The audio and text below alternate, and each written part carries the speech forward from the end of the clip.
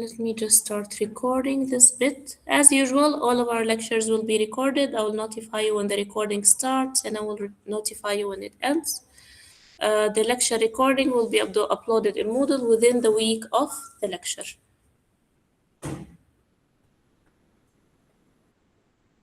Okay. يجري So in الآن our تسجيل first class, I'm هذه going to walk you المكالمة. through the concept of signals and phasors. Feel free to stop me at any given point if you have a question. So today if times allow, we'll cover all these points. If not, I suspect we will stop right before phasors. So we'll try to complete it, but if not, maybe we'll stop here. We'll go through the concept of signal. What does the signal mean? We'll go through the different classification methods of signal, how we differentiate them or classify them into different categories. And then we're going to look into complex. So we're going to look at signals, so that will be one unit that we'll look at. We're going to look at numbers, and as I mentioned earlier, you'll need to have some basic math skills. So I'm just trying to refresh your memory on complex numbers on the second part. And then if times allow us, we might go through impedance and sinusoidal functions to explain what is a sinusoidal function and different type of common functions. Okay, so before I go with my first slide, I'm just going to ask you a question. When you hear the word or the term signal, what is the first thing that comes to mind? What is a signal? It's like a wavelength. A wave, okay. Notification. A notification or a wave. So you both are correct, more technical, but generally, if we think of a signal in a general perspective, a signal is an information. When you're driving and the car in front of you has the right signal, what does that mean? It's giving us information. It's giving you information that this car is about to slow down and take a right turn. So you know that's an information. If you see the traffic light and it's turning red, it's an information that you have to stop. If you look at the oil prices throughout the years, this is information, right? So generally, when you think of signal, you think of it as an information or data. Now, when you want to look at the signal, what makes it information? What makes you understand that this is information? It's independent variable. For example, when you look at the oil prices, which is you're seeing here at the lower left corner of the screen, it changes with time, right? So time is the independent variable. Time is moving forward, independent of what happens, and the value of the oil changes with time. Similarly, the temperature throughout the year, similarly, the gold prices, and so on. Similarly to the wave that you have, it changes with time. So in that case, we call it a one-dimensional signal because it has a single independent variable. And then if you look at the traffic light, or if you're looking at a picture, this is the independent variable is the space, the XY axis, right? Because it's a two-dimensional image. So in that case, we call this a two-dimensional signal. How about a video? It will be three-dimensional because it's an image that's changing with time. So it's changing in terms of space, XY axes, and it's changing in terms of time. Therefore, you have three independent variables. And this is one of the first way you can classify signals. Are they one-dimensional, two-dimensional, or three-dimensional? Examples of signals is speech. When you're talking to someone, this is a signal. Music, images, and if we go to more specific to the signals or the type of signals we'll focus on in this module, it will be voltages, currents, resistances, impedances, power. So electric signals are what we will focus on this module. Is it clear so far? Okay. Now, when you say an electric signal, for example, a voltage or a current, how do we measure the signal? How do you quantify it? How do you give it a value? Now, when it comes to signal, there are two ways. The signal either have an energy or a power. Okay? A signal is energy, sorry. The signal's energy is defined by this formula over here, which is the integration from minus infinity to infinity of f of t squared with respect to t, where f of t here is your signal and E is the energy of that signal. Okay? Now, If you look at this signal, let's say something that looks like this. What do you notice about the value of the signal as time? And let's say that your x-axis here is time in seconds. What happens when time goes to infinity? What is happening to your signal f of t? And let's say that this is f of t. Is it decreasing or increasing? Decreasing. So when the time goes to infinity, the value of f of t will be almost zero, right? Which means that this will go to zero. And if I ask you, what is integration? Integration, in its geometrical concept, is basically finding the area under a curve, right? So if you consider this signal your curve, and you want to find the area under that curve, is that area confined or unlimited? Indefinite or infinite? It's almost zero. Because it goes to zero, it means it's a controlled area, right? It's confined, which means we can actually have a value for the energy. Therefore, this is an energy signal because we can actually quantify it if we calculate its energy. Now, in contrast, what about this signal over here? Something familiar. Are we familiar with this signal? It's a sinusoidal, roughly drawn, but it's a sinusoid. Now, if I ask you about the area under this curve, is it finite or infinite? Infinite, right? Because it continuously. So if I try to measure the energy, what would be the value? And the energy is an integration. So it's basically area. So if it's an infinite area, it means the energy is infinite, right? So it's not a good way to quantify it, to give it a value, right? So in that case, in such scenarios where the signal does not satisfy the condition that when time goes to infinity, f of t goes to zero, if you don't satisfy this condition, but it's repetitive, and you can find the average of energy in one cycle, because in one cycle it's definite, the area is not infinite, it's defined. We can use power. Power is basically the average of the energy. It's the exact same integral of f of t squared, but you divide by one cycle and you integrate over one cycle. So you're basically taking one cycle of the signal and then you're calculating the average of energy per cycle. Is it clear? Which gives you power. So this is the first method of classification of signal. It could either be an energy signal or a power signal. How can we tell if it's an energy signal? If it satisfies this condition over here. If the value of the function goes to zero as time goes to infinity, or in other words, the area under that function's curve is defined and limited, not infinite. Alternatively, if you have a signal that's repetitive and the area under the curve is infinite, then you can use the power. Now there is a third scenario. What if we look at this signal, let's say growing exponentially? The area under the curve is unlimited, indefinite, infinite, but it's also aperiodic. I cannot capture a moment in time of it. So in that case, the signal cannot be quantified. It's not an energy nor a power signal. Does that make sense?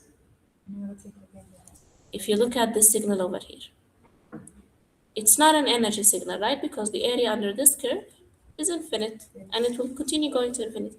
But at the same time, you cannot take a period of it or an average of it, right? So therefore, you also cannot measure power. So it's not an energy signal and it's not a power signal. It cannot be quantified, which is the third category in terms of measurement. Clear? Any questions so far? Online, do we have a question? Okay, I'll take that as a no. So if you look at the signals you have here, signal A and signal B, is signal a power or an energy signal? It's an energy signal, and the reason is a defined limited area under the curve. So this signal, correct, it's an energy signal. How about signal B? And the reason is? We can take a period and define the power of 4 that. Perfect. Now, if I ask you to measure the energy of signal A, what would that be? And I'll write for you the formula for energy of a signal. It is equal to the integration between minus infinity and positive infinity of f of t squared with respect to t. So, if I want to measure the energy of that signal, what would it be? So if you look at the signal, it will be A to A power minus A. okay, if you look at it, it has two parts. It has a very stable part, and then it has a decaying exponential, right? So you cannot, f of t has two different values. One value which is the stable 2, right? And then another value which is 2 e power minus t over 2, right? So because f of t has two values, to measure the energy you have to separate them. So you can say that the energy of the signal is equal to the integration of the first value squared, which is 2 squared, with respect to t between the limits of minus 1 and 0, plus the integration of 2e power minus t over 2 all squared from 0 to positive infinity. Does that make sense? From minus infinity to negative 1, the value of the signal is 0, so the integration is 0, we don't have to worry about it. Now all we have to do is actually integrate. So what is the integration of 2 squared? 4t. The integration of a constant is t. And then you have the integration limits of minus 1 and 0. What is the integration of 2e or negative t over 2 all squared? So it's the integration of, so this bit is basically the integration of 4 e power negative t with respect to t, right? Which is equal to negative 4 e power negative t with limits between 0 and infinity. Up to this point, are we good? Are we clear? All good? Okay. So now that we have our integration, now we have to substitute the upper limit and the lower limit of each of the integrals. So I'll go to the first integral for t, and it will become 4 times 0 minus 4 times minus 1, okay, which is, this is 0 and this is positive 4, right? Plus, now let's go to the second integral. 4e is power minus t. So it becomes minus 4e power minus infinity. That is the upper limit, right? Plus minus 4e power 0. Why plus not Oh, sorry, minus. You're correct. It's minus. Yes, you're correct. Okay. So now what do we have? 4e power minus infinity is 0. 0. Any number to power minus infinity is 0. So this is 0. And minus 4e power 0. E power 0 is 1. Negative negative 4 is, so this is equal to 8 joules, which is the unit of energy. Does that make sense? Is it clear for everyone? Now let's look at the signal B. So we said that signal B is a power signal, and the power of a signal is equal to the limit of the average, so 1 over t, of the integral over one cycle from minus t over 2 to t over 2 of f of t squared with respect to t, right?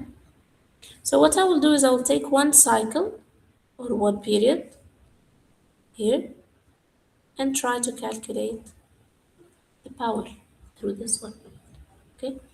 So first thing I need to do is substitute the values of my variables in the formula. So my variables are what? T and the function value, right? What is the period T here? T is equal to what? Okay. Every how many units it's repeating?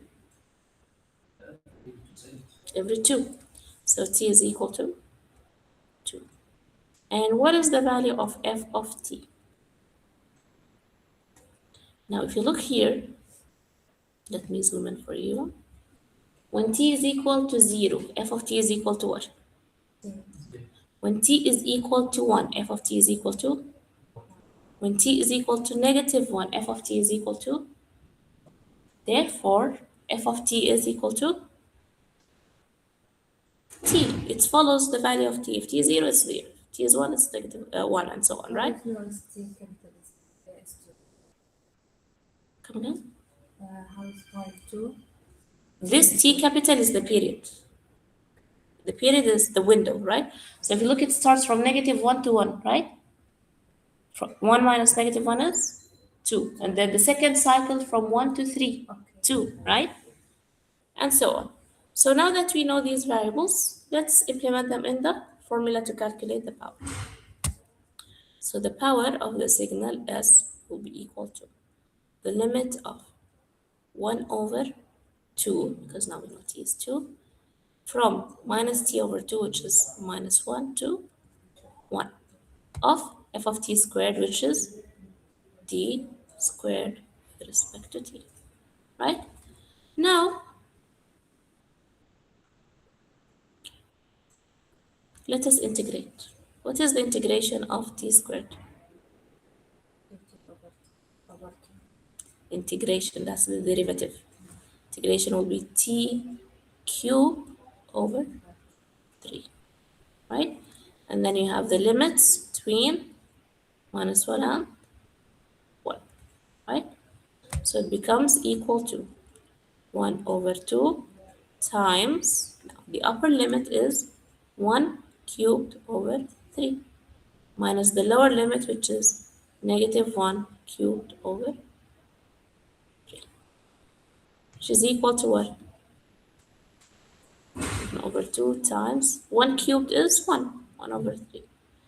Minus 1 cubed is, so minus 1 is plus 1 over 3. It's 1 over 2 times 2 over, which is equal to 1 over 3 watts, which is the unit of power. Okay? Make sense? How is not watt or joule? How's what? How is not watt or joule? Joule is the unit for energy. Ah, Watt is the unit for power. Okay? So this is the first type of energy, of signal classification. The way that we measure it. Are we measuring it with energy, or are we measuring it with power, or is it even measurable at all? Let's now explore different other classification methods of signals. Let's first jump to here and then I'll go back to that. If you look at these 4 signals, let's start with signal A. And I want you to notice 2 things. Its continuity in the x-axis, which represents time, and in the y-axis, which represents its amplitude or its value. So if you look at signal A, you'll notice that it is continuous in time. What does that mean? It means that if you select any random point of time, the signal will have a value. There's no point where the signal stops existing or doesn't have any value, right? So we call this a continuous time signal, a signal that is continuously existing in time. And if you notice, signal A and signal B are both continuous time signals because it's a single line continuously. Now, if you look at A, it's also called an analog signal because if you look at its values for amplitude, the values for amplitude, it can exist at any value. There is no point of y-axis where the signal stops or doesn't exist or cannot have a value. So we call that an analog signal. And an example of analog signal will be the temperature. At any given point in time, temperature will have a value, right? And at the same time, this value could go negative, positive, fractional. There is no limit, right? Now, if you look at signal B, B is continuous in time, but it's digital. Do you notice that B has only one of two possible values for Y? It's either high or low, right? It doesn't gradually change, it's not alternating, no. It's either high or low. So we call it digital because it's either a 0 or 1. In other words, it can exist, it can only exist with predefined value ranges. Okay? So we call that type of signal digital. So when we say analog and digital, we are referring to the amplitude, to its value, to the magnitude of the signal. But when we say continuous in time, we're referring to does it exist at any given point in time. Now, if you look at signal C, C and A have something in common. They're both analog, they can exist at any value for Y. But signal C is discrete in time. Why is that? Because it only exists at specified points in time. So for example, here, it doesn't have a value, right? It has only values at specific predefined points in time. So we call that a discrete in time signal. And then if you go to D, D is both digital and discrete in time. Does that make sense? So one of the first ways you can categorize signal or classify them is whether they're continuous in time or discrete in time. The second method is, are they analog or digital? Do they have values in any given range or do they have predefined 0 and 1 values in terms of their amplitude? So that is the second way of classification. The third way of classifying signals is whether they're periodic or aperiodic. And as the name indicates, a periodic signal is a signal that it repeats itself after a specific period t. So that for any given point of time, f of t will be equal to f of that point of time plus 1 period later, it will be the same. Make sense? So these are periodic signals. And then we've already explored the analog, the energy and power signals. The last category or the last way we can classify signals is whether they are deterministic or probabilistic. So now if I go back to this signal over here, let's say signal A, and I ask you to give me the value of f of t when t is equal to 150. Would you be able to tell me the value? Are you sure? If I ask you what is the value of f of t for signal A when t is equal to 150, you know that f of t is equal to 2e power minus t over 2 from 0 onwards, right? So if I just ask you what is the value of f of t when t is 150, would you be able to calculate it? Yes, right? Just replace Yes. 150. How about this one over here? Would you be able to give me the value? You know the period. Yes. Calculate Yes, it, not just guess it. You can calculate it, right? You can calculate it by the formula, right?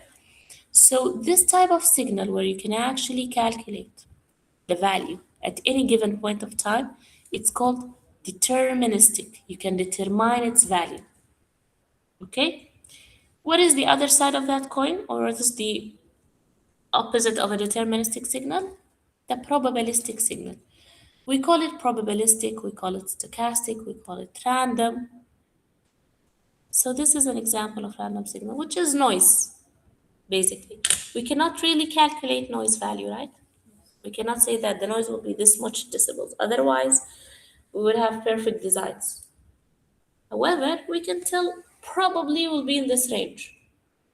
So it's a probabilistic signal. We can probably guess the range of its value, but we cannot pinpoint the exact value like the deterministic signals. Does that make sense? Are we clear on that? And random signal, we can't count or it's difficult to count. We can't because it's random in nature. For example, prices of gold. Can you predict what they will be? No, because they're random. Now you can guess that it can be in this range, but at the end of the day, it's just a probability. That's why we call it probabilistic signal. Make sense? So these are the methods that you can classify signals. Any questions up till this point? Online, are we clear? Okay, I'll take that as a yes, and we'll move to the second part, which are common signals that we will encounter in this module. I will just quickly go through them because they're quite simple and intuitive, but if you have any questions, please feel free to stop me. The first signal that we will discuss is the unit step signal. Now, as the name indicates, unit means its amplitude is 1, and step means it looks like a stair or a step.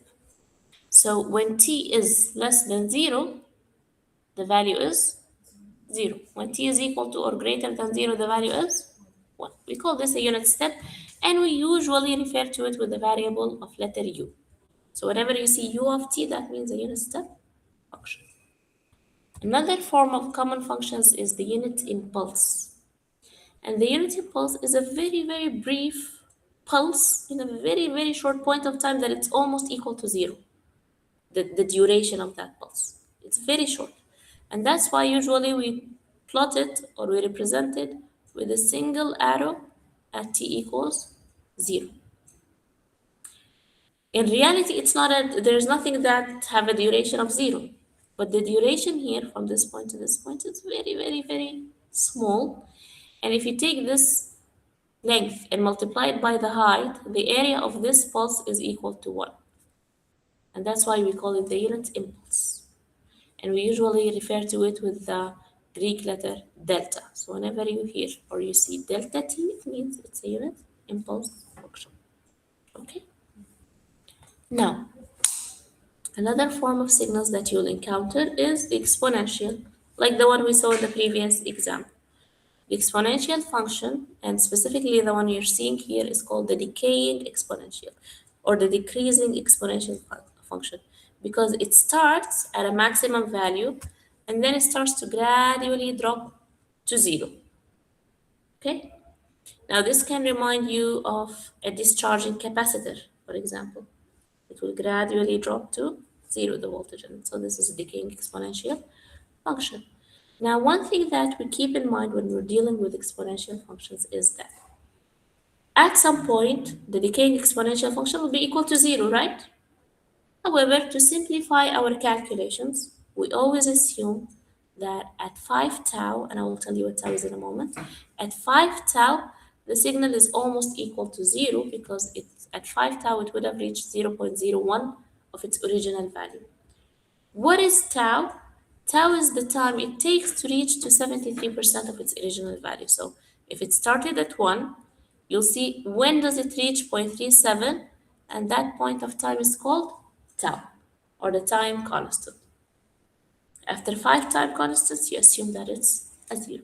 Okay? This is just to simplify our calculations. Any questions up to this point? Okay. So now let's move to the last and most important signal that you will encounter in this module. From here until the end of signal processing, every lecture I can guarantee you that you'll see one sinusoidal signal. We call this sinusoidal. You know what this is?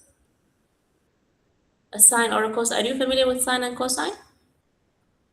So this is a sine signal, right? It looks like this. It's an alternating signal where it has a positive half cycle and a negative half cycle, and it's repetitive, right? Now, the figure that you're looking at, this is called the graphical representation. This is the image of a sine signal. And here, this is the mathematical expression, the formula for a sine wave.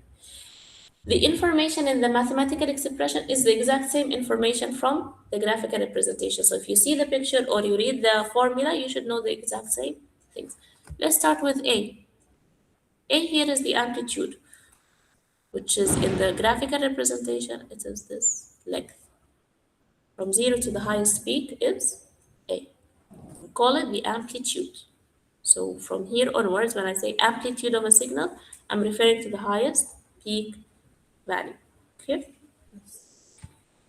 Then, if you look here at the graphical representation, from this point to this point, we have one period, right? The length of this one period or the duration of this period is called t, right? So we have the period t in seconds, right? Now, how many periods within 1 second is called the frequency. So we have frequency which we refer to as F, and it has the unit of hertz, and basically it's 1 over t, because it's the number of periods within 1 second. And then we have what we call the angular frequency. We refer to it as omega. And this is basically how fast can you complete a 360-degree cycle. And this is 2 pi f. Or in other words, because f is 1 over t, it's 2 pi over t. Now, if you notice, t, f, and omega are all linked. So if you know t, you can easily calculate f and omega. You know omega, you can easily calculate f and t, and so on. So if you one of the three, you can calculate the others. And in the in the visual or in the graphical representation, you can easily find t, and its representation in the mathematical expression is omega, the angular frequency. Are we clear so far? And then finally, we have theta or phi. So what does phi means? Phi is called the phase shift, and it basically tells you, is the signal starting at point zero in time, or is it starting at a later point in time, or is it started at an earlier point in time?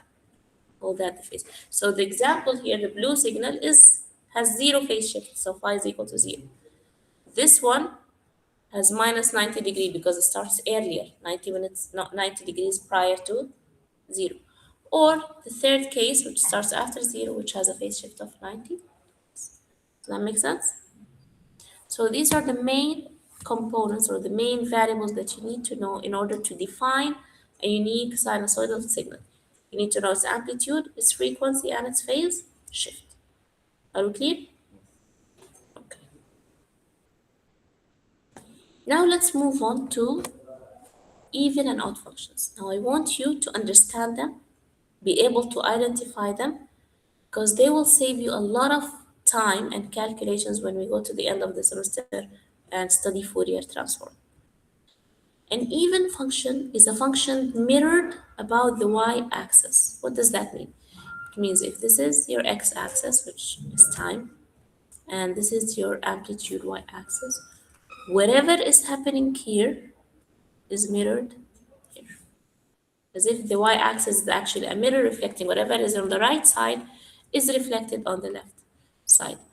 It could be a rectangular, like this one. It could be a triangular, like the red signal. It could be a sinusoidal signal, like the cosine.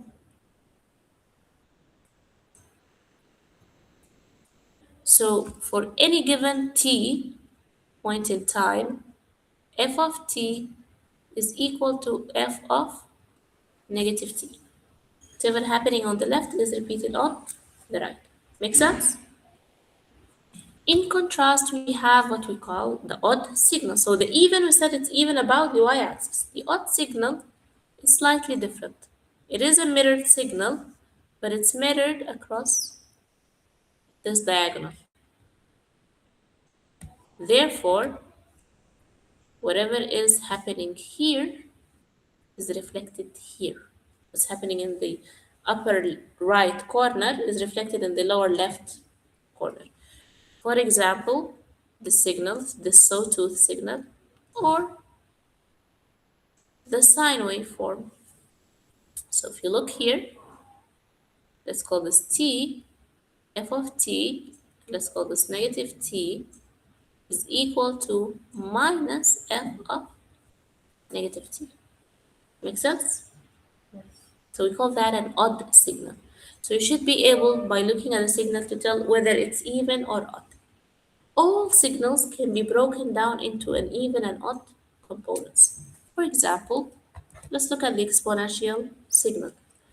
This exponential is basically equal to this even signal plus this odd signal. So if you look here, if I add this left side or negative t side, this is negative and this is positive, so the value is equal to 0. These are both positive, so the value positive half and positive half is positive 1. So this signal is basically the addition of these even and odd components of it. Make sense? This signal over here, let's call this A, let's call this B, let's call this C. A is equal to B plus C, where B is even and C is odd. All signals can be broken down to an even and an odd component, which is basically the concept, by the way, of Fourier transform, which we will study. Any given signal, you can reduce it to even and odd values. And when you add the even and odd values, you'll end up with the same original signal. Make sense? Okay. So with that, we end the signals part.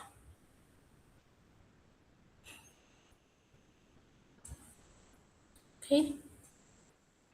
Now let's move on. We've covered the signals, we've covered how we can differentiate them. Let's have a quick recap of complex numbers and then I will stop there. Okay? Do we remember complex numbers? Okay, let's start from the beginning. We have different number systems. We have natural numbers, الأعداد الطبيعية, which are 1, 2, 3, 4, increments by 1. And then we have real numbers, الأعداد الحقيقية, which could be fractions, for example, 2 over 3, or 1.7, or negative 300.6. So call this the real numbers, right? Now, then we have what we call the imaginary numbers. So what are the imaginary number? An imaginary number is a real number multiplied by the complex unit. What is the complex unit? Now, if I ask you, what is square root of 9? Okay, positive or negative 3. What is the square root of 4? Positive 2. What is the square root of 1? Negative or positive 1, right? 1 times 1 is 1. Negative 1 times negative 1 is 1. What is the square root of negative 1? No. No. J, the complex unit. Why? Why is it called imaginary? Because there's no number that exists, real number, that you can multiply it by itself and it will give you negative 1. There's no number. So when we looked at square root 9 is equal to either positive or negative 3, because when you multiply positive 3 by itself, it will give you 9. When you multiply negative 3 by itself, it will give you 9, and so on. But there is no real number that can be multiplied by itself and it still give you a negative value, right? Because negative times negative is positive. Positive times positive is also positive. So therefore, square root negative 1 is an imaginary number. It's not a real number. It doesn't exist. There's no number that will give you negative 1 only multiplied by itself. And any number multiplied by j or by this complex unit is called an imaginary number. Make sense? For example, square root negative 9.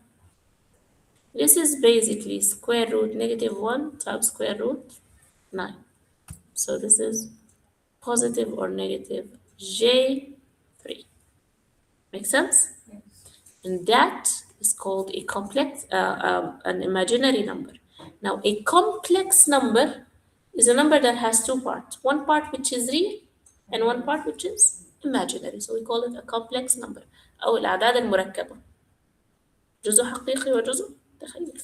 Clear? Yes. Okay. Now, how we write them or how we represent them mathematically? The complex number can be either represented in its rectangular form, which we just studied, a real part and an imaginary part, or in its polar form. So what is the polar form? Let's look at the imaginary or the complex plane. The complex plane, the horizontal x is the real numbers, the vertical or y is the imaginary numbers. X is where the real is equal to A and the imaginary is equal to B. This point of intersection is my number x. Okay? Now, if I extend a line between point x and the origin, point 0, the length of this line is A, the amplitude of the polar form. And the angle that this line forms with the positive real axis is this theta. Clear? positive angle or it's not divided from the Come again? the angle it's should be on positive. Oh, yes, to the positive. So if you have a number, for example, that is here, this will be the angle. Okay? So now we know that we have a complex number. We know that, pardon me, we know that we can write it either as A and B, real and imaginary, or as a magnitude and an angle. How can I alternate between these two forms? If I know it in forms of a real and imaginary, but I want to know it in form of an angle and an amplitude. In that case, we use Pythagorean theorem. We'll say that, well, A, which is the length of this line, الوتر, A is equal to square root the real part squared plus the imaginary part squared. And the angle theta is equal to tan inverse the imaginary part divided by the real part. So this is if you know the number in terms of rectangular form, you know A and B, and you want to find theta and the magnitude. Alternatively, what if I know the height or the magnitude A and the angle theta, but I want to know what are the real and imaginary components? The real part A will be equal to the magnitude A times cosine the angle theta. And the imaginary part B will be equal to A sine the angle theta. We call this Euler's formula or Euler's identity. Euler is the name of the scientist who found the relation. Is it clear? So now we know how we can alternate between an exponential format number and a rectangular format number. Any questions? So if I give you this number and I ask you to write it in its exponential form, what would it be? So we have it in this form, and we want it in the form of a number times e power j theta. A times e power j theta. So what is the value of A and what is the value of theta? Back here, A is equal to the square root of A squared plus B squared. So the magnitude, which is A, is equal to the square root of negative 2 squared plus negative 3 squared, which is equal to square root of 4 plus 9, which is equal to the square root of 13, which is 3.6. The phase, which is theta, is equal to tan inverse B over A, which is tan inverse minus 3 over minus 2 or 3 over 2. Now, keep in mind, when you're doing this in your calculator, theta is an angle. So you have to define its unit, whether it's degree or radian. Okay? So usually you would go for degree unless you're given numbers in form of pi. Then you go for radians. So this will be 56.31 degrees. Therefore, we can say x is equal to 3.6 times e power j 56.31 degrees. And this is the number in its exponential form. Is that clear? Are we good so far? Any questions online?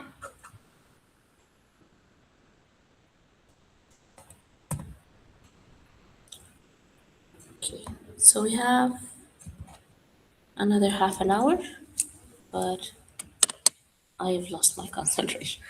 So we'll continue next week, inshallah. We'll go next week with impedance, and you'll understand why we studied complex numbers, because impedance is a complex quantity. And we'll explore more on that next week. We'll go through impedance and we'll go through some circuit analysis and gain of a network. Okay, so with that,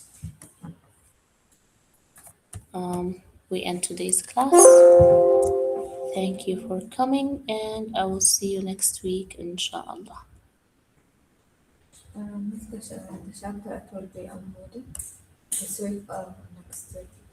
This week, I will upload the recorded video this week and more, and the slides, they're already there. Okay. And the next And by the way, just before I forget, for those who are attending online, please make sure you join us using your GSET account, not your personal account, because I'll take attendance from your ID number. Okay. Yes. You had another question. You I forgot. forget. It's okay. You'll remember it. Okay, online people, do you have a question? Your ID number. Yes, where we can find notebook. You can find it in Moodle. Let me share this with you. So if you go to your Moodle account, go here. You can see here we have weekly information. So week 1, this is the notes for week 1. Week 2, these are the notes for week 2. So we are in week 2. So we have introduction to signals and so on. So every week you'll have the material there, and I will also upload the video within that week's material. Okay? Okay, thank you. Okay. So thank you everyone. I'll stop. There's a raised hand. Yes, Ahmed? What's your question?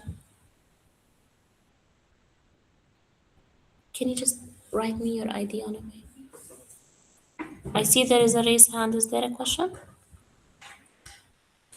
Okay, I'll take that as a no. We'll end our lecture here, and I'll see you all next week, inshallah.